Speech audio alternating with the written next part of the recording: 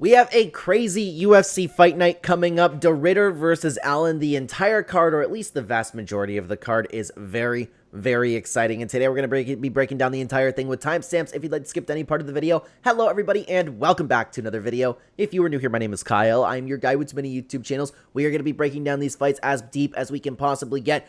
Most of the fights here have betting odds at the time of recording this video, depending when you're watching this. I'm recording it pretty early, but we have a lot of bangers to talk about. Like I said, timestamps are there if you'd like to skip to a particular fight. Thank you so much for being here. Like and subscribe if you have not already. Let's get started with the early prelim opener. And for the first fight on the card over here, we have a banger in Jourdain versus Davey Grant. This is another, guys, I am hyped up to talk about quite a few fights on this card, and I like watching both these guys fight. We'll break them down, and then, of course, we are going to get a little bit more into it, starting with Charles Johnson. So, did I say Charles Johnson? Charles Jourdain. Please tell me that I didn't just say Charles Jourdain or Charles Johnson a bunch of times. Oh, no.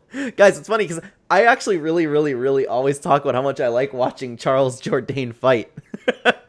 Maybe he needs to be more active, okay? But anyways, Charles Jourdain, he is a fast come-forward striker. He has pretty good durability, he has nice timing on all of his shots, and he has good grappling to go along with all of that. Sometimes Charles Jourdain can take chances and go for risks with some flashy things. Every now and then that can end up working against him. And of course, as we all know, recently in his career, he has moved up to the 135-pound division. He looked good at the weight, and his speed and his chin ended up holding up, okay? After losing a couple fights with the Rose, you can see right here, he's been a little bit inconsistent in his career. He bounced back with a really nice win in the new weight division against Victor Henry. He was sharp, he fought as usual, and then he snagged one of the tightest guillotines that we've seen in a little while. My big takeaway from Charles at this weight is that he looks good, he'll perform well, but he'll lose probably around the top 15. I don't particularly like how back and forth his fight with Victor Henry was, but don't get me wrong, he is a really good fighter. He's been gaining a lot of experience against some pretty good guys. He's even recently, he just had a back and forth fight with Silva, if you guys have seen that, which I would imagine people watching this video have. And I think that says something. Silva is a championship level fighter, and I know that people might disagree with that after his last performance, but I still believe that. A lot of people just don't like the fighting nerds anymore because they lost. But Charles has been gaining a ton of experience for his age. He's in his prime, and he is motivated, and I will always cheer for this dude to get it done. He is one of the most underrated and fun fighters out there. Love watching this guy fight, and I love that he's going to be fighting in Canada. I cannot wait, and I hope that he ends up getting the job done. But he has a very tough test in front of him because next up he's taking on Davey Grant, and Davey Grant himself is a decently well-rounded fighter with good volume on the feet. He has good power behind all of his shots. He's old, and this has been the story with Davey Grant, is that he's old for the division, but he still has good cardio, and he can get really scrappy. There's never an easy fight with Davey Grant. And like I said, he's past his prime, okay? But he's still just as gritty as ever. He is making opponents just go through hell to get a win over him. His only recent loss was 2 years ago, and that was a split decision loss to Daniel Marcos. And back then, we didn't even really know how good Daniel Marcos actually was. He also had a really good performance after that against Ramon Tavares, and he beat Damon Blackshear, who I think is extremely underrated talent. The day, unfortunately, will come eventually where we see Davey Grant not be able to scrap in this division anymore, but that day has not come yet, and he's still been looking really solid and really good in the octagon, and I am excited to see these two go at it in the UFC, and it's a tough one. It's always really hard to pick a Davey Grant fight. I honestly, guys, I like both guys. I really hope Charles Jourdain gets the job done. I'm a fan of his. He's a very fun fighter. Very under the radar and deserves a lot more credit for how exciting he is than a lot of people give him. But it's a really tough fight. This is one... like I said, that day is going to come where Davey Grant can no longer compete in this division. That day's not here yet. I think he's going to get it done. I like Davey Grant, like I said, but I hope Charles Jourdain gets the job done. I hope that I'm wrong. I think Davey Grant's just going to be a little bit grittier in this bout.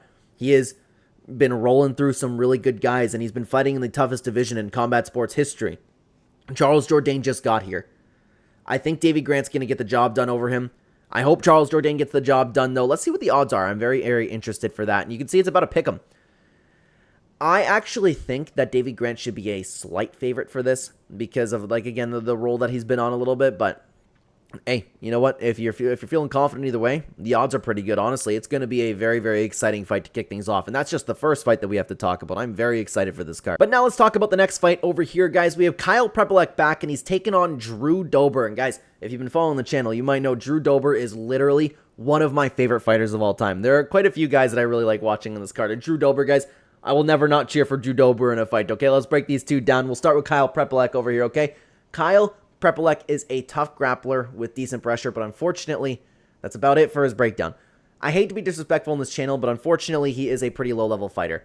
Prior to the UFC, he picked up some wins, but unfortunately, those wins meant nothing, and he got a quick call-up to fight Benoit Saint-Denis, where he was just fed to Benoit Saint-Denis, and here he is again with another opportunity in the UFC. He's looking to bounce back, he's looking to get a win. He's a little bit up there in age, but we all know Drew Dober, guys, at this point. Drew Dober is a well-rounded Muay Thai-based fighter who is always historically really scrappy. He's always had that really, really solid granite chin. Drew Dober has been through a lot of wars in the past, and he's one of those guys that's really, of course, he's primarily a striker. He thrives when he gets into wars, but unfortunately, he has been struggling to pick up wins lately, but I will say he has been taking on some very, very, very tough levels of competition. He's had some really good back-and-forth fights with a couple losses over here that perhaps Drew Dober shouldn't have lost, but I'm a little bit worried personally that Drew Dober's damage has been catching up to him a little bit because he has been through a ton of wars. He's 27-15 at this point, and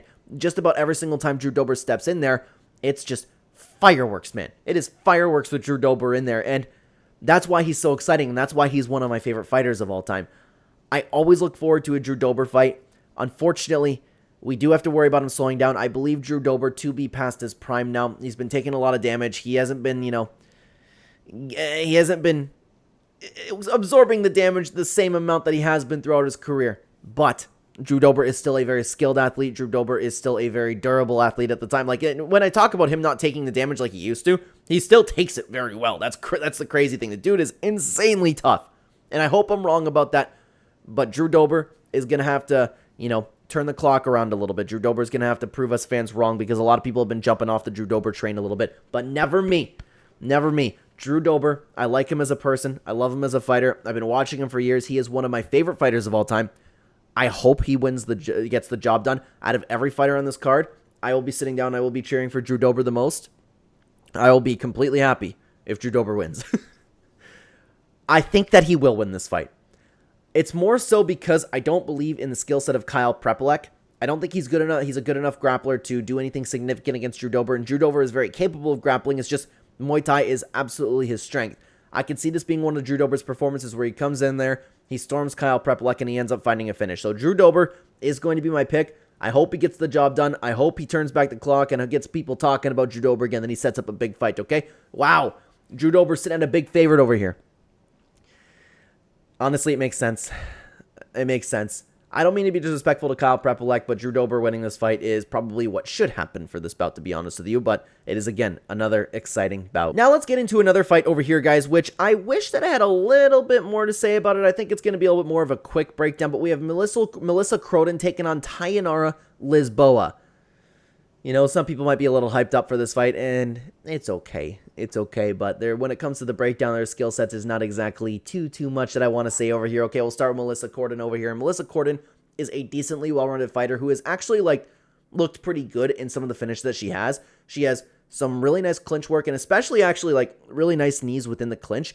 She's a fighter in the WMMA game who actually has a little bit of killer instincts. She's coming into the UFC after fighting in the LFA a few times, and in the LFA, she's been pretty fun to watch.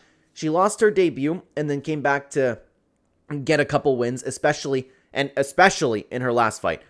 The only issue with this is the competition level that she was facing against was really low. But I still did like the fire that I've seen in Melissa Croden. I'm excited to see her perform. I'm excited to see if she can come into the UFC and actually make a little bit of a statement. But she's taking on Tainara Lisboa, and Tainara Lisboa is a Muay Thai striker with decent takedown defense and decent pressure. She has a little bit of BJJ to back up those skill sets, but she's bouncing back after her first UFC defeat to Luana Santos, where she got controlled the whole time on the ground, offering no resistance whatsoever.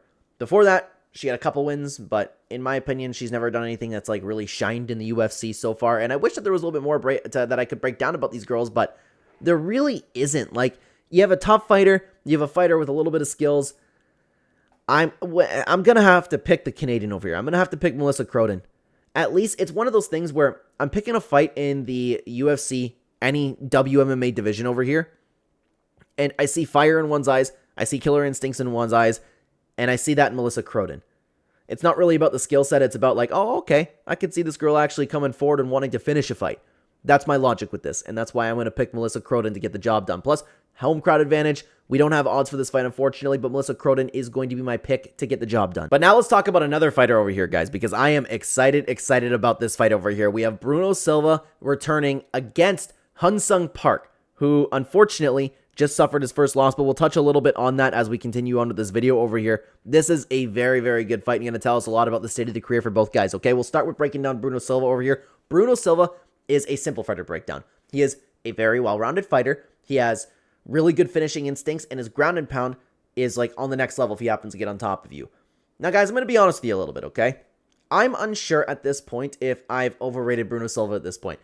Every time we talk about Bruno Silva, I keep mentioning him as like an underdog opportunity or talk about like what a dog this dude is in the cage, but he got like really battered in his last couple fights. But then again, I don't know how much I really want to take that into consideration here when I'm talking about this, because he lost to both Joshua Van and Manel Cap.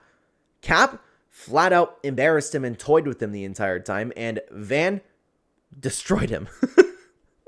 I want to say that there's no shame in losing those guys, and a lot of people on top of that, a lot of people were talking about with that fight against Manel Cap that Manel is hopping on PEDs too, so there's that. I just think there might be a level now where we might know where Bruno is at. He's a good fighter, he's had some good performances against some really good guys, but I just don't believe at this point Bruno Silva's career that he's top level. And at 35 years old now, in the flyweight division, I'm not exactly counting on him to improve at all. He's been active, and prior to those two demolitions, he went on a decent win streak. He just got fed to some championship level fighters. And now that I'm talking about it a little bit more, there really is no shame in losing those two fights. I want to see his opportunity, you know? But anyways, Hyun-Sung Park. He is a well-rounded fighter, but primarily a grappler who comes forward with pretty heavy hands, and in those hands he does have underrated power, and he has really strong knees, and he always comes in with the game plan to get opponents to the ground and to submit them. Now, I've been excited for Hyun-Sung Park, and honestly, I still am. He just took, unfortunately, his first MMA loss, and the hype train has kind of been off of him. He's now 10-1 in MMA, but he lost to Tetsuro Taira, of course, where he ended up taking that fight on short notice, and unfortunately was just outmatched in that bout. He got knocked down, and he got grappled in the first, and he got dominated for the rest of the bout there. I wish that we knew from that fight if this truly was a skill level difference or if he wasn't prepared for this bout. Either way, he lost, and he's looking to bounce back now. Other than that, though, he's looked very impressive since joining the UFC, and even prior to joining the UFC. If you guys remember that bout where he just came in and bullied Carlos Hernandez, in my opinion, like, that was also, like, very impressive in my opinion. He's a real treat to watch. I'm excited to watch him perform in the octagon here. I'm excited to see his future, and I think this is a really, really good fight. Honestly, guys, I gotta put a little bit more stock into Hyun-Sung Park over here. My gut's still telling me, and this is why I was talking about it earlier, I don't know if I've ever overrated Bruno Silva throughout his career, because my gut's still telling me, you know, this is a very, very, very winnable fight for Bruno Silva. But I think Hyun-Sung Park is a more technical fighter. I think that he's absolutely going to have the advantage on the ground. And I'm interested to see how he's going to bounce back with his loss over here, because he just took his first loss to a top contender. Sometimes that motivates guys. Sometimes that takes people off their momentum. We're going to learn a lot about Hyun-Sung Park in this fight. And I'm going to pick him to win. Kind of hope that he wins. But man, I feel bad for Bruno Silva. He's gotten fed to some tough contenders. He's getting up there in age. Hyun-Sung Park is in his prime. I still believe in him. I still think he's a great fighter. He's got a lot to prove. I'm going to pick him to get the job done over here. Let's see what the odds say over here over on AIemann. Park is a minus 247 favorite. Honestly, that makes sense. I know a lot of people might not be putting a ton of, a ton of stock into his last bout because of the circumstances for that. I still like him as a fighter. I think that he still has a lot to prove into the game. I'm going to pick him to get the job done. I agree with the odds on this one. And now, guys, we have another really exciting fight over here. And Azamat Bekoev taking on Yorsi Belaguri. This is an incredible fight against two contenders that look like they could have promising futures within the UFC, and we'll start by breaking down Azamat Bekaev first. Azamat is a well-rounded fighter who does a great job dictating where the fight goes, no matter like where he wants it to go. He's pretty technical everywhere, but sometimes he can get caught when lacking with technique a little bit. Usually, though, he does a good job keeping things like proper, though. Azamat has been shining in his young career right now. He has been on an absolute tear in the UFC, and prior to that, I was watching this dude perform over in the LFA. He has a very serious skill set, and he's just barely in his prime now, and he's also ridiculously motivated and just oozes out good energy in there, man. Anyways, his last couple wins in the UFC, he especially has looked good. He came in on short notice against Zachary Reese, where he ended up getting a takedown and finding a KO over there, then defended all of the wrestling that Ryan Loder ended up bringing to him and just pounded him to a TKO. I am really excited for Azamat. I'm really excited for this guy, and I cannot wait to see him perform again because he is on a roll and he is motivated. But he does have a very, very, very tough test in front of him in Yorsi Belaguri. Yorsi Belaguri is a fighter training out of the gym with Teixeira MMA and Fitness with Alex Pereira and Glover Teixeira. He's a fantastic striker. He can do it all when it comes to the striking. He has precision, power, accuracy, cardio. While the skills are good, we also do need to mention that he is one of those fighters who isn't afraid to cheat inside the octagon with things like eye pokes especially, and it is always sad to see when we have to mention these types of things in breakdowns and betting videos, but the refs won't do anything, so why not use it to your advantage? But anyways, after losing on the Contender Series, he picked up a couple wins after the Contender Series and then got called on the Contender Series to perform again on the Contender Series, and now he is making his UFC debut. In the Contender Series, though, he put on one of the best striking matches I've seen in a long time and showed major improvements in his game, even finding a finish in the third round of that fight. He's had good performances prior to that, but he looked like in that last bout that he was UFC ready, and in my opinion, this will be a very, very tough fight for both guys, and with the role that Azamat's on right now, I think that he has a very tough test in front of him, and this is why it's going to be a very fun fight to watch. Now, I'm sure that UFC has the problem is that we've seen this dude do like really, really great things over on the feet, but we've yet to see him like really get tested in the grappling. But if you're training over at Glover Teixeira's gym, I would imagine that you're prepared for that. But is he prepared for the well-roundedness of Azamat Bekaev? I see a option here if things aren't working out on the feet, because I could see him winning the striking game. Don't get me wrong. I think it's going to be very competitive on the feet, but I like that extra option that Azamat has to take Yorsi Belaguri down. And I would imagine that he would have a little bit of a one-up on him in there. So I like the options there, and for that reason, I'm going to lean towards Azamat. Plus, he's in his prime. I love the momentum that he's on. He's 20-3. The dude seems happy to be in the UFC and to start, like, you know, getting his foot going in his career over here. I'm gonna keep rolling with that. I'm gonna pick Azamat Bekaev to get the job done over here, and unfortunately, I believe this is the last fight on the card at the time of recording this video that we do not have odds for, so apologies for that, but Azamat Bekaev is going to be my pick for this fight. And let's keep going up the card over here, guys. The next fight, we have Danny Barlow taking on Jourdain Santos. This is another fun fight. Guys, this card is going to deliver. Usually the Canada cards deliver too, eh? I'm really excited for it, man. They're coming nowhere close to me. I'm from Canada, but there's you know, now that I think about it, there's been an okay amount of Canadians. We still have more Canadians to talk about. I was going to talk about the Canadians on the card, but besides the point, let's talk about Danny Barlow and Jourdain Santos, okay? We'll start with Danny Barlow over here on the left, as we usually do, and Danny Barlow is a long counter striker who is pretty tall and lengthy for the weight class. In the octagon, he uses his reach pretty well. He's super powerful, and he is so accurate with his shots. He's also particularly good against come-forward strikers when people are trying to put the pressure on him. And he's had some really good performances, and some performances where he's just kind of won his fights, but he's had some pretty good performances on top of that. And he's an interesting one for me because I'm still questioning kind of like what level Danny Barlow's actually really at.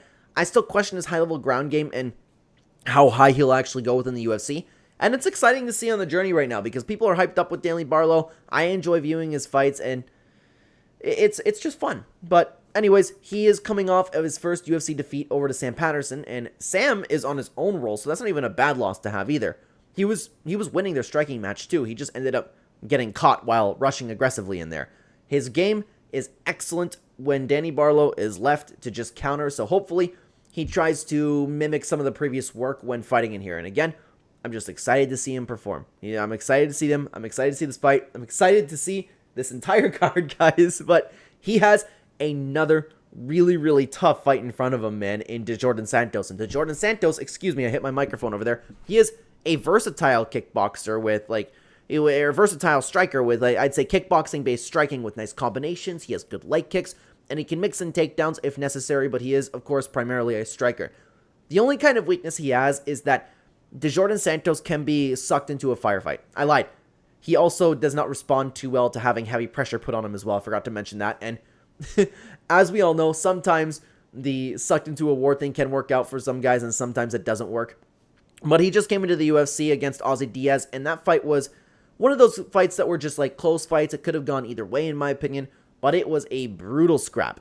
Other than that, he's looked pretty good prior to entering the UFC, and he has his first, I would say, really solid test in front of him here in Danny Barlow. And I also forgot to mention that both guys are in their primes. It's exciting. Again, very good matchmaking by the UFC. These last few cards, man, or the last little while, the past few months, the UFC has been putting on some real bangers with their matchmaking over here, okay? I would imagine that this fight's going to remain on the feet. I know I just talked about in the previous match that Asmat Bekov have had an option here, and I know Jourdain Santos does have the option here to go for the ground game, but I would imagine they're going to stick to striking. Danny Barlow has a little bit of a reach advantage, and he uses that reach very well. He's tall and he's lengthy for the weight class. I would imagine he's going to get an edge on the striking against Jourdain Santos, but it wouldn't shock me if Jourdain Santos ended up pulling off the, I would imagine, as an upset, because Danny Barlow has been a little bit of a favorite recently, if I'm remembering correctly. But I'm going to pick Danny Barlow. It's a low-confidence pick, but this is more of a fun fight. I wonder what a 1.5 round would look like for this one, because you have two pretty solid, tough strikers over here.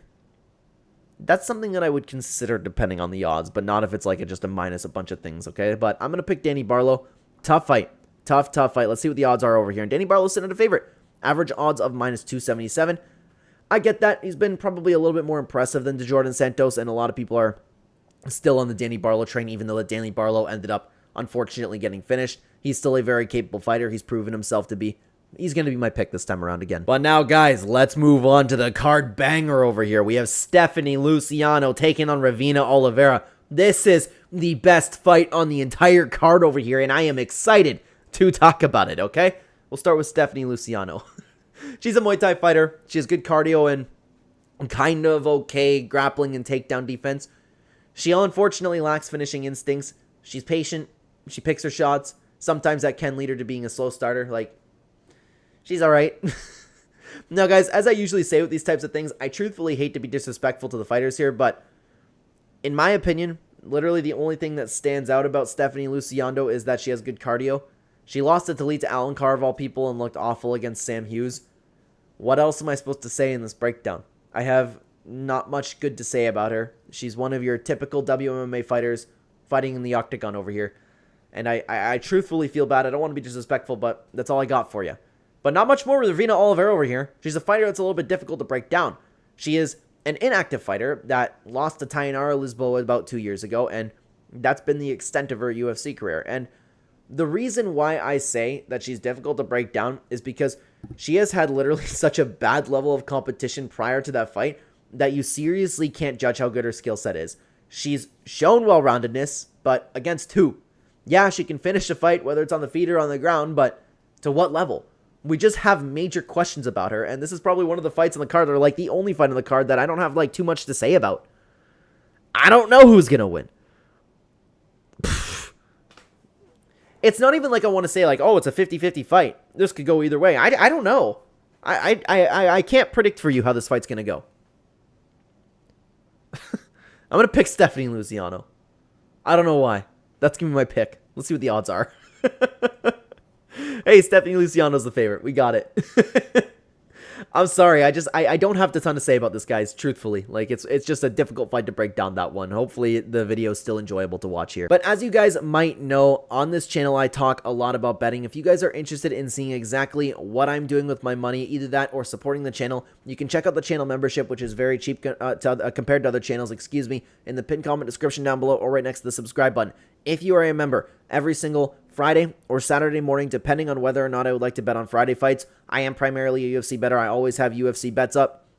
I will be posting a community members post and members only video explaining exactly what I'm doing with my own money. If you'd like to, again, either support the channel or combine my fight knowledge with your own research, check out the channel membership. Very cheap compared to other channels. And additionally, OddsGem is a partner of the channel. If you would like to sign up to OddsGem, you can get a discount and using my link in the pinned comment description down below and code Clenbat. It's a very good tool if you would like to, if you are a serious sports bettor with multiple sports books.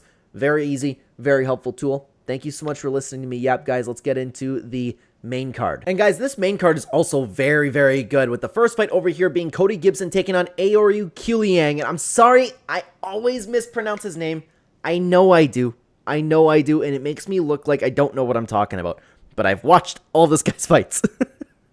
I've never gotten the hang of his name, so apologies, guys. I'm always looking to improve on that one, but we'll break him down, okay? We'll start with Cody Gibson over here, okay? Cody Gibson, he's a good striker who does a pretty good job with his length, and he has nice technique behind all of that length. He has a ton of heart, brings in the will to win, and Cody now is 21-11 at this point in his career, and I always thought that he was better than his record showed. He's a tough guy. He's been in the UFC for a long time. He's still fighting well at 38 years old. He's dangerous to everyone in the octagon with him, and he's fought some very underrated talent, in my opinion.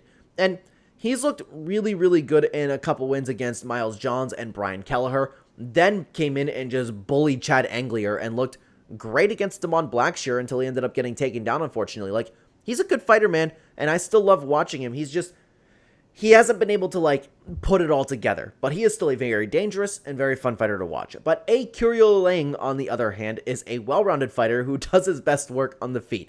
When on the feet, he has some pretty good pressure and he has good pace, but he isn't afraid to slug it out either. You know, sometimes he can show up and he can be really crisp in the striking. Can't always count him to fight that way, though.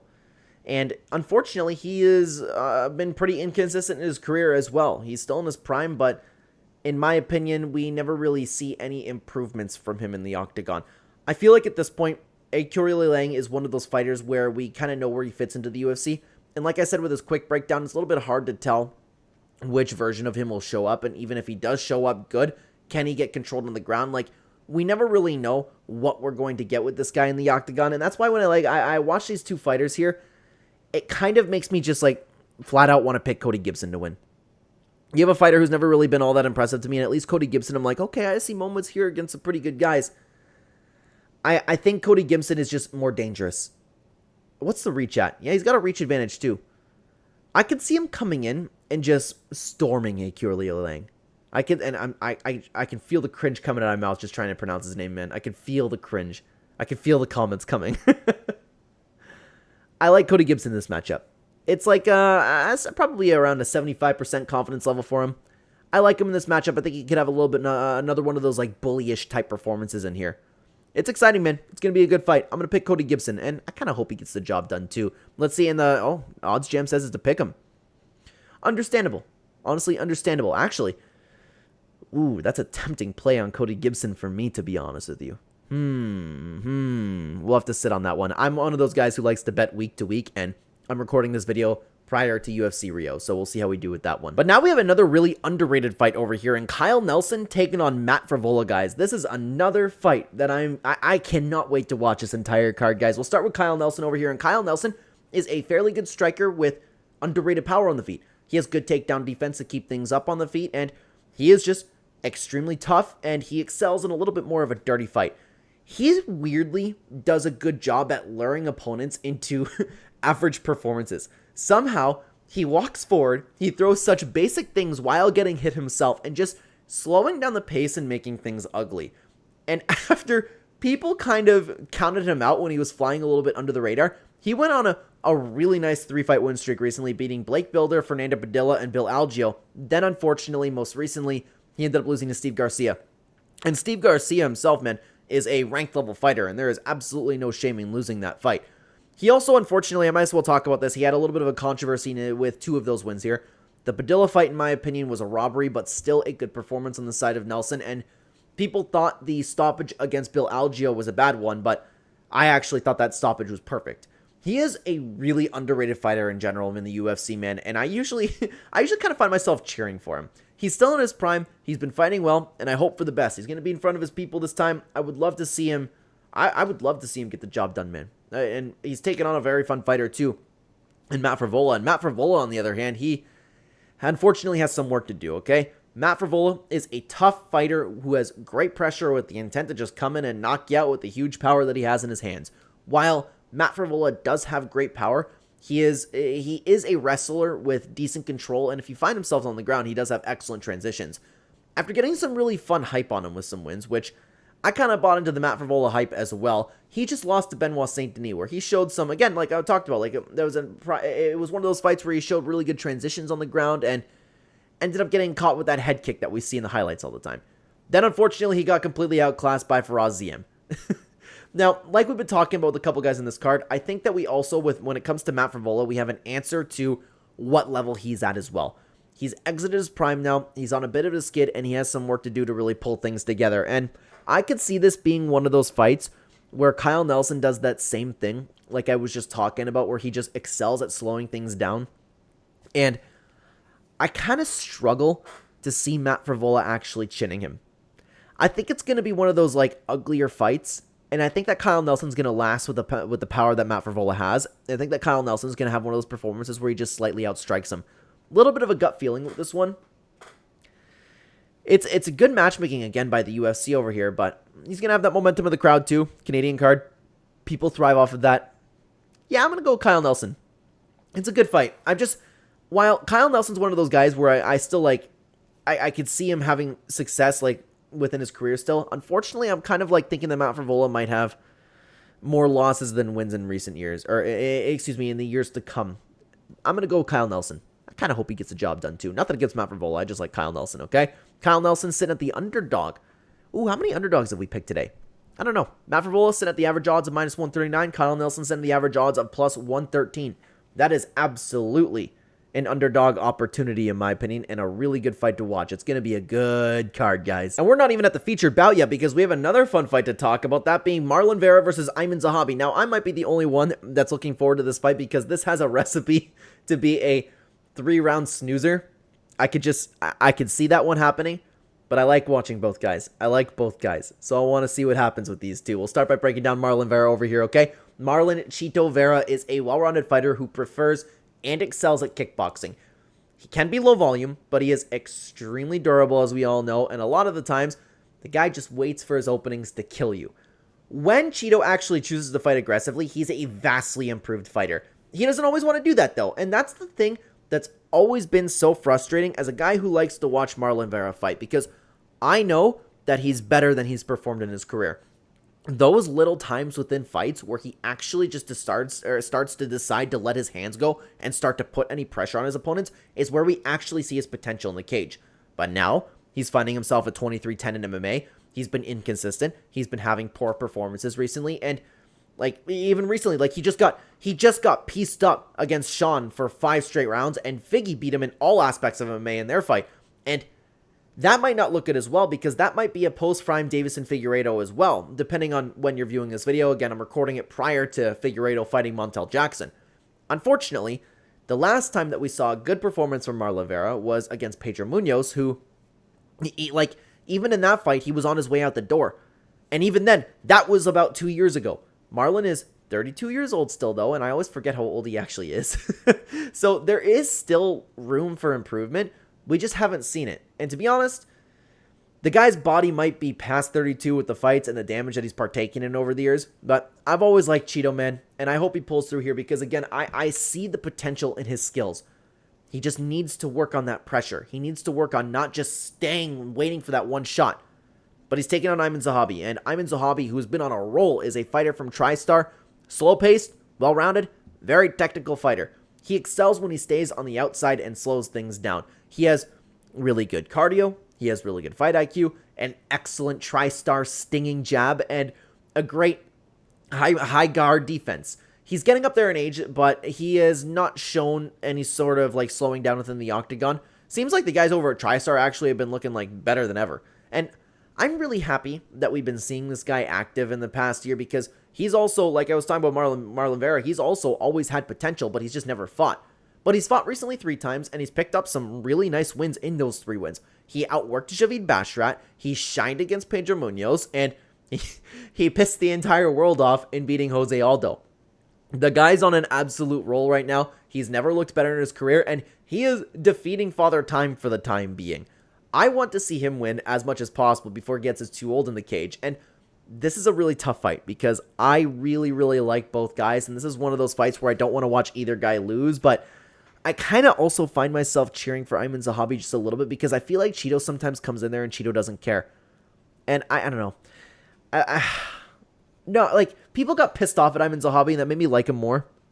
Because, like, it's ridiculous how, you know the thing with Charles Oliveira, like, back in the day before it was, like, everybody follows a winner, right? When Charles Oliveira was on his win streak, when he would lose a fight, or when he would fight somebody, people would automatically just hate his opponent. The same thing kind of happens for Jose Aldo. Like, he did nothing to deserve the hate there. So I kind of hope he wins. I kind of hope that he keeps going on this win streak. Plus, it's cool to see 37 years old coming out of TriStar, going on a roll. But I like Cheeto too, man. I don't want to watch either of these guys lose, but that's a little bit besides the point. I have to go with AIemann Zahabi. I have to. I'm done counting on Cheeto just to go in there and like fight a little bit aggressively. He's going to be waiting for his moment. AIemann Zahabi's going to hit him a little bit more, and I don't think that Cheeto's going to find his moment against AIemann Zahabi. So I'm going to pick AIemann Zahabi to get the job done over here, but Cheeto's one of those guys where you can't really count out his power if you're a betting man, okay? Let's take a look at the odds over here. AIemann Zahabi sitting at a minus 161 favorite. I was thinking about a 2-1 favorite, to be honest with you. So, about right. I get that.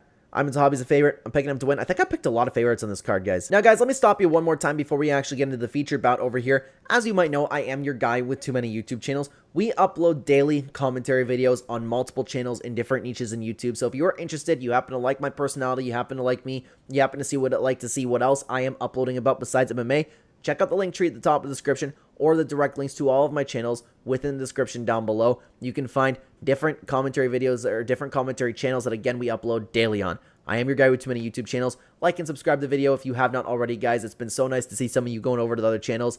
Thank you for being here. Let's talk about the main card, or the featured bout, excuse me. And for the featured bout, we have a WMMA fight that I'm actually, like, really looking forward to. Excuse me if you can hear my notification over there. We have Manon Fiorot taking on Jasmine Jasudavicius, and I am excited for this bout.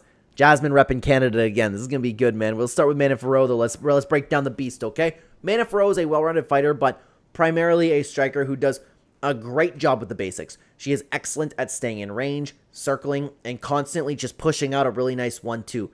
She can be taken down, but she does have pretty good takedown defense as well.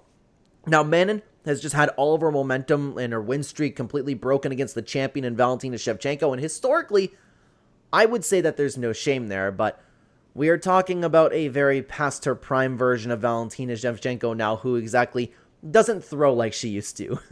Prior to that fight, though, she had an excellent performance against Erin Blanchfield, and she looked decent against Rose Namajunas. Unfortunately, Manon Fiorot has been pretty inactive. She's past her prime now, and she's going to need to step up and be on her game because she has a very, very, very tough fight coming her way, and you got to worry about that momentum, too. She was set for a title fight. Maybe sometimes we don't see people motivated the same, but someone who is motivated is Jasmine Jasudavicius, and she is a decently well-rounded fighter who excels when she is in there putting on the pressure. She does a good job at keeping fights on the feet with incredible takedown defense. She has great scrambles. She has great reversals. She shines when she is on top of opponents. She has great ground and pound with really slicing elbows. Now, unfortunately, while the pressure and the volume is great from Jasmine, she is very sloppy on the feet. Accurate strikers who can keep up with the cardio can outclass her. Unlike Manon Fiorot, she has been very active late in her career here, being 14-3 now in MMA, and she is on a very nice win streak and looking better than ever at 36 years old. She's just coming in, and she's just beating all of these girls up, even with the potential hole on her feet. She's riding a good momentum wave here, and she's looking to keep that up. And this is a very, very, very interesting bout for me because usually when Jasmine fights, she's one of those girls that actually comes in there. She fights. She tries to finish fights. She does a good job doing so, and there's clear improvements being made to her, and she's like really riding that momentum streak. So usually in the fights, I pick Jasmine Jasudavicius to get the job done. But Manon Fiorot has that particular skill set where I can see her replicating what Tracy Cortez did to Jasmine Jasudavicius, where Jasmine's coming forward, the strikes are a little bit sloppy, 1-2. Circle. 1-2. Circle. Like, I could just see that happening for 3 straight rounds. But Jasmine's good. There's a clear difference in, like, the intent to finish a fight here. And Jasmine's got that. In my opinion, this is the toughest fight to pick on the card. In my opinion, this is a complete 50-50 fight. I don't know what's going to happen. If you had a gun to my head, I'd say Manon. You have to worry, too. You have to worry. Manon got her title shot. She might not nearly be as motivated as she once was. We don't know about that.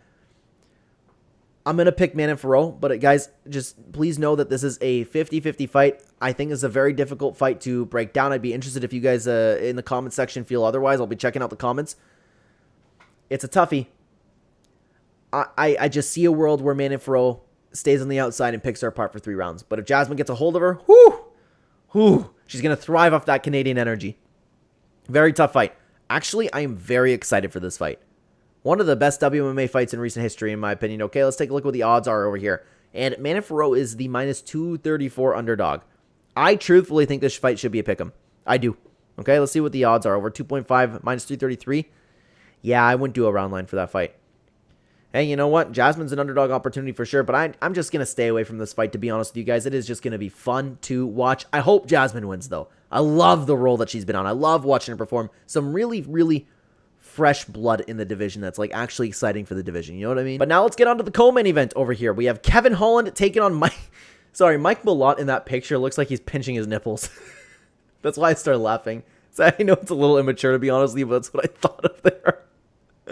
Anyways, we have Kevin Holland versus Mike Malott, okay? We'll break down Kevin Holland first. And Kevin Holland is a good striker who does his best work when he is just at length. He has really snappy shots, he has good confidence, he has good power, and on the ground, he has pretty good scrambles and improving BJJ. The big issue, and we always talk about this Kevin Holland at this point, is we don't know what Kevin is going to show up now. Sometimes he can show up not caring and treating a fight like a sparring match. When Kevin Holland is on, he is incredibly dangerous, and he proved that yet again, losing a fight to Daniel Rodriguez of all people. He had a back-and-forth war with Daniel Rodriguez. Kevin is literally the most unpredictable fighter of all time. One of the most unpredictable fighters of all time. The sad thing is, though, he is one of those guys with so much potential. Sometimes, and when he's on, especially at 170 pounds, he looks like he could be a champion. But he doesn't always show sometimes. He plays the I don't give a fuck game, which we all know is cope, but it hurts him, man. He's still in good shape. He's in his prime. He's 28 and 14 at this point, and God only knows what's going to happen next to him.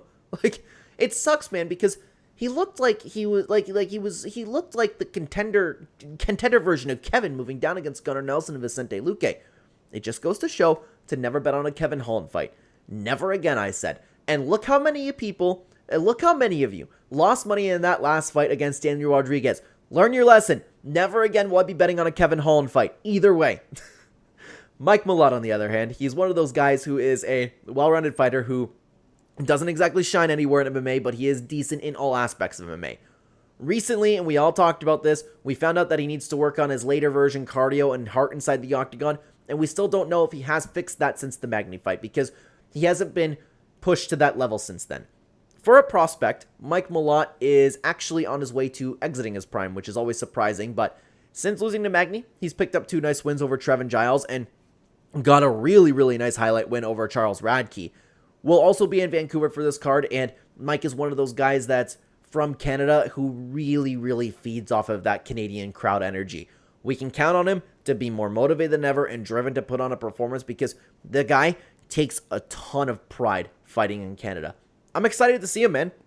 It's hard to cheer against for somebody like that who clearly just cares for his people so much. It's wholesome when he wins. He creates some good moments, and you can really tell how much he enjoys being in that environment. I hope he gets the job done here, especially because, it sucks because I've always liked Kevin Holland, but he just doesn't take things seriously. But yeah, you know how I was talking about how this fight was, the previous fight was one of the most difficult fights to break down on the card? It might be this one. I forgot about Kevin Holland. How are you supposed to predict a Kevin Holland fight at this point? He just had a back-and-forth war and a loss to Daniel Rodriguez, and Daniel Rodriguez is garbage. And then he looks great. He looks great in his previous fights. It's the Kevin Holland way, man. I'm picking Mike Malott. He's going to have that energy. He's going to be motivated. He's coming off of 2 nice wins. He's coming off of a highlight win. And I'm not trusting Kevin Holland anymore. Nuh-uh. I'm picking Mike Malott to get the job done. I hope he wins, too. It sucks, man, because I used to like Kevin Holland a lot, and I came around again to him a little bit, but I don't like the whole, I don't give a fuck about being a champion. You know, like, it's stupid. We all know it's cope, man. The odds are pretty close. Mike Malott's sitting at a minus 139 average odds favorite. I think that's understandable, but learn your lesson from the last fight. How many of you wanted to bet on Kevin Holland last time? How many of you? How many of you lost your money? Learn your lesson. Don't bet on a fight that Kevin Holland is participating in. I don't care what the bet is. Never, ever, ever. And that is the best advice that I could possibly give you throughout the entirety of this video. But now, guys, let's get into the main event over here. Reinier de Raider taking on Brendan Allen. This is a phenomenal main event. I was unfortunately looking a lot more forward to Anthony Hernandez versus Reinier de Raider, but Brendan Allen's a great fighter too, and I'm excited for this fight as well. Okay, we'll start with Reinier de Raider over here. Reinier de Raider, as we all know now, is the former double champion over at ONE. He is a judo and BJJ fighter with nice throws, he has nice timing, and he has dangerous submissions. He is super tough in the octagon, and he has good ground and pound when he's on top of you as well. He is always coming in there and trying to finish his opponents. If opponents are able to defend his takedowns and have sharp hands, he can be beat, because his striking is very poor, besides with a lunging knee, which he's excellent of all things, which is strange, but he also kind of has that DDT plot armor that people talk about. The guy just keeps winning, and he's clearly gassing in his fights, but he pushes through and just brings the fight onto opponents. And since coming over to the UFC, he's been doing nothing but that, nothing but winning. And if you've been following the channel, you might have remembered how much like I was talking about the competition level that he was fighting over in ONE Championship, and how that competition level exactly wasn't the best. I always glazed their fighters in ONE Championship, but specifically with Reinier, they weren't the best level of competition. But he came over and he proved to be a top-level UFC fighter. And he's coming off of a war win with Robert Whittaker, where he showed he has a ton of heart. We knew he had heart, but he went 5 really tough rounds and got better, and got the better of the whole bout. He's 35 now. He's looking great. He's 21-2 now, and he's looking to ride that same momentum that he's been on. And I low-key kind of hope he wins so we can see him versus DDP maybe one time. But we'll talk about Brendan Allen. Brendan All-In Allen is an extremely well-rounded fighter. The guy in the octagon can do anything. Brendan Allen thrives when he's patient and he looks for his openings. But you can't exactly count on Brendan Allen to always do that. And I've always personally thought that Brendan shined on the ground, and people really, really underrate his work there. And I believe that he is in the division. He's at the top level for grappling besides maybe Hamzat. But the big problem with Brendan is that he can fade really bad as fights go on. But he doesn't always fade. And it's important to note that he's taking this fight on short notice too. And it's a 5-round fight with a history of cardio issues. That is a major red flag here. But anyways, after losing a couple fights, he bounced back with a war victory against Marvin Vettori. And his cardio actually held up in a really hard fight there. And I also think that that's important to note in itself. I'm hoping that he's been working on it, but we can't really say that concretely. And it honestly could have been very well, like with the beef that he've had with Marvin in the past, feelings like that beef beat any feelings of fading that he had in the past. But he looked good in that fight, man. I've just seen too many heavy breathing and sloppy moments from him to be confident that he'll look like that again, because it held up in one fight. And it kind of sucks because he's so well-rounded, and I really do believe that it was like when it comes to a concrete skill set, he has the skills to be a champion. If he could fix that one thing, he would be a killer. And he looked great against Anthony Hernandez until he faded, and he barely lost to Imavov. He could have even gotten that decision in the fight, in my opinion. Like, he is an extremely good fighter. But again, the fading in the octagon costs him. And he's also young, too. He's only 29 years old. He still has some room for improvements, and he's had a lot of high-level experience already under his belt. And I hope that we see a better version of Brendan Allen, kind of like what we saw in the Marvin Vettori fight. He needs to fix that one thing. But I'm not going to count on it.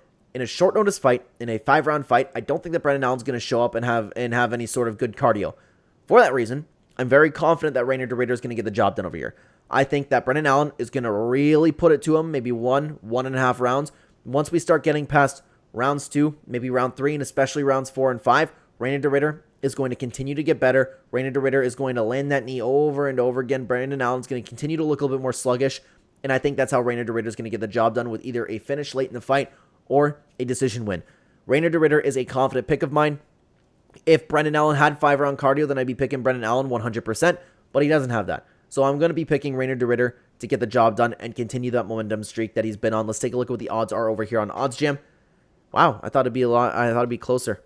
Or, I mean, I thought it'd be a little bit further apart. Reinier Dober sitting at a minus 190 favorite over here. That's something I would consider playing, to be honest with you. I really like Reinier Dober's chances in this fight. Over 2.5 at minus 182. I don't mind that either. Brendan Allen probably lasts that long. I really just, I have no faith in Brendan Allen this time around, but it's gonna be a good fight. It's gonna be a fun fight. I don't want either guy to lose that one either, to be honest with you, man. But guys, with all of the talk over at the UFC White House, why don't you check out my official card builder for the UFC White House card? I would love to have you over there. Thank you very much for watching, guys. Take care, everybody.